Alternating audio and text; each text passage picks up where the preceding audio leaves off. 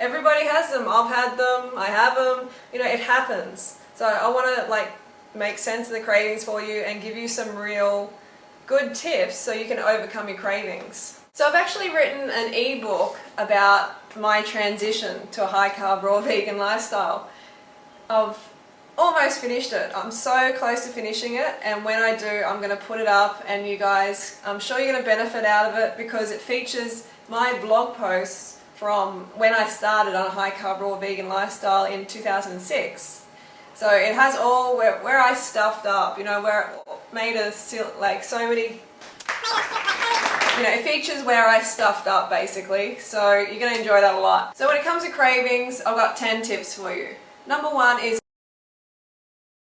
always eat sufficient calories from fruit. You have to do that. Because if you don't, then you're not going to have enough glycogen in your brain, and your brain's going to say, hey, we need some calories, we need some carbohydrates damn quick. Go and eat that rice, go and eat that pasta, go and eat whatever. Or we need a really dense source of calories, go and eat that fat.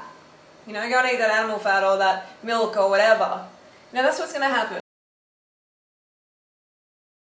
Make sure you're counting your calories, so you go to chronometer.com and you put in your calories every single day until you're confident that you can stay on track and that you know how many calories are in things. Because now I can just eyeball something and I know how many calories are in it. A lot of people are like, oh my god, you know, I can't eat any more fruit, you know, I'm so full after one banana. You got to try harder. If you think you're full of one banana, you're seriously mistaken. You're not in tune with your body. The people who say I'm full of one banana then go and eat ice cream. Go and eat like half a tub of ice cream. So you really just have to be patient and keep getting the calories in consistently. Sometimes you have to eat when you don't want to eat. You know, you may not feel like eating, but I've noticed as soon as we bring the fruit up to our lips and our taste buds taste that carbohydrate, that's when, you know, it registers in our brain, oh, we need food. And then it starts to taste better and we can get the food in. So sometimes you have to be like a robot. You know?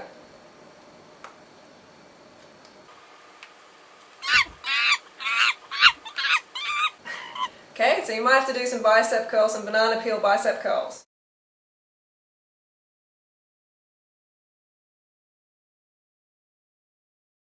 Smoothies are really good because they help you get more calories in. When we're sort of drinking it, even though you have to chew it, but it's still sort of a drink, when we're having it in that form, it's so much easier to get more calories in. Okay, so really concentrate on smoothies early on in your journey and forevermore. You know, like I have a lot of smoothies. Most of the time, 2 of my meals out of a day are smoothies.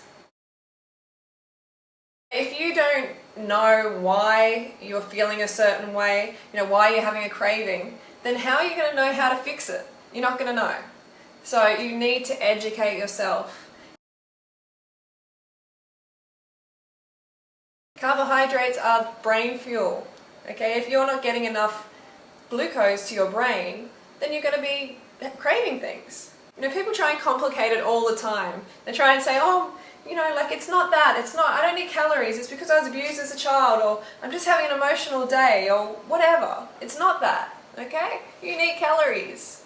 And the brain gives you pain as a motivator to get calories. You know, at first I was just doing it completely wrong. You know, I was reading David Wolf's book, Sun Food Diet Success System, and it's a great book for motivational aspects, like it's got a lot of stuff that Tony Robbins says in there. You know, it's good for that reason, but oh my god, it's confusing. And it does not say anything about counting calories, doesn't emphasize eating large quantities of fruit. Now I'm looking back, I'm thinking, WTF, where's the fruit? Honestly. If we don't have large quantities of fruit, then we're going to go to fat, we're going to go to salads with fatty sauces and stuff like that. And then we're going to wonder why we want to binge out on like fatty, sweet, raw cakes and stuff like that, or like cooked cakes. It's because the carbs, remember the carbs. I took myself away from those social eating events that I used to go to. You know, my friends used to invite me out, they're like, come on, come to a restaurant, come to dinner, blah, blah, blah. And at the time I was really unstable, you know, I was like, oh God, I don't think I can stay raw and go to a restaurant. You know, now I have no problem at all, it's easy. But at the time I was too shaky to put myself into that environment. It's like an alcoholic going to a liquor store. And by the way, alcoholics, they are just carbohydrate deficient as well, because alcohol is carbs.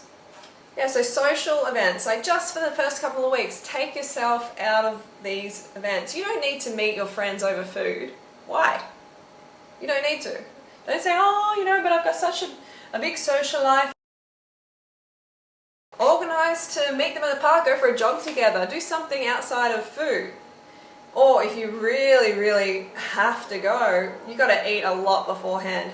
But I'm telling you, within the first couple of weeks, I recommend you just remove yourself from those challenging situations. Give yourself a fighting chance, for God's sake. I participated more on the raw food forum that I was on at the time. This really helped a lot because there was support on there. You know, people were encouraging me. You know, I was held accountable for what I was doing.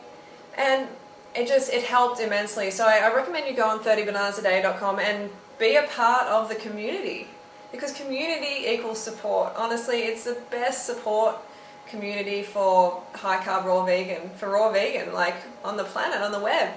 It's huge. So, and then when you go on there, help other people. So when you help other people, that makes you feel good, and then you want to look after yourself, you become an inspiration to others, and it just all falls into place more.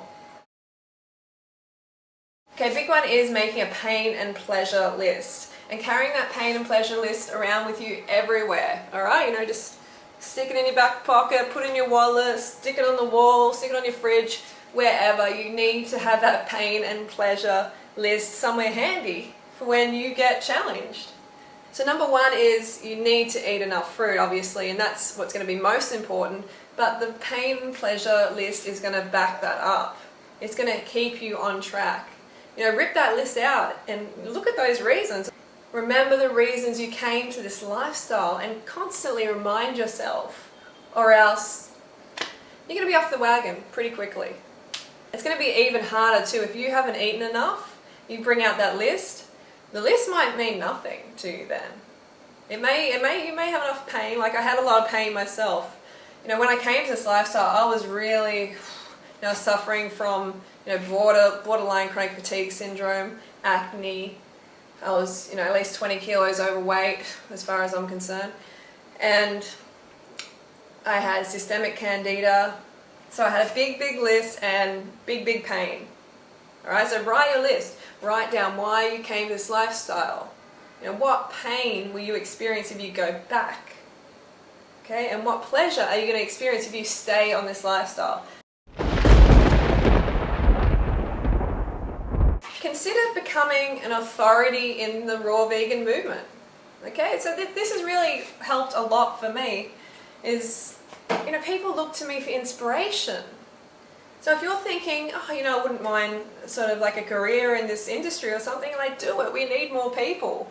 Right, and that's going to help you keep on track because you're going to become inspiration to others and they're going to hold you accountable.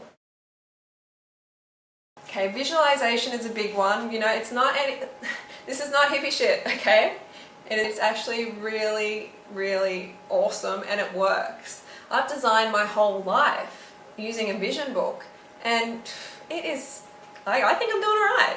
You know, I'm happy with how my life's going.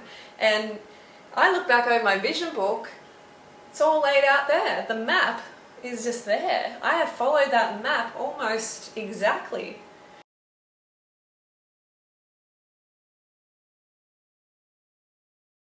Go to fruit festivals and be around people who are doing the same thing as you're doing. I know when I went to the fruit festival this year, it was amazing. Like even though I was already on the lifestyle, just being around like 100 other people, more than 100 other people doing the same thing and being carved up, it was so good.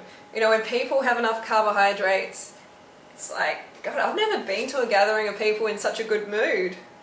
So that is a big thing. Go to festivals, like surround yourself with people doing the same thing so you feel supported in real life, not just online. And throw raw food picnics, you know, invite people over, start to meet people, get out of your comfort zone. Make bananas and dates your staple. It's so important. Like bananas and dates are like the rice of the high carb raw vegan movement. And if you think you're allergic to bananas or dates, I don't know, you know, because people eat a whole lot of other foods, like, you know, meat and dairy for instance, and then they have a banana and they have some sort of reaction and they're like, oh, it must be the banana. But come on, does that make sense really? You know, you're putting in something that is not meant to be in your colon and in your stomach, and then you're putting something like a banana that is meant to be in there, and then you're blaming the banana. I don't think so.